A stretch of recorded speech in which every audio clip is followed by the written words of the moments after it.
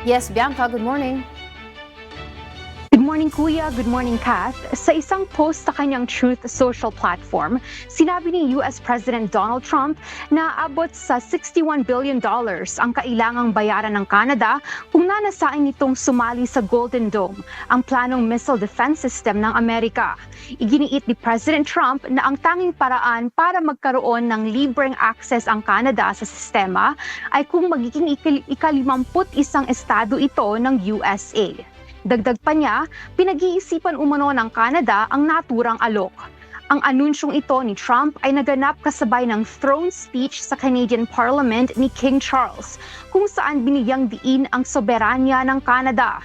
Samantala, nauna nang sinabi ni Prime Minister Mark Carney na inaasahan nilang makasali ang Canada sa Rearm Europe pagdating ng Hulyo.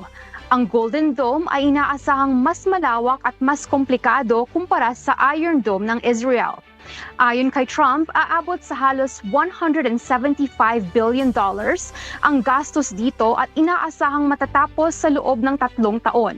Gayunman, ayon sa mga eksperto, maaaring tumagal ito ng higit 2 dekada at umabot ang gastos sa mahigit $1 trillion. At yan muna ang latest, Kath, mula dito sa Edmonton, Alberta, Canada.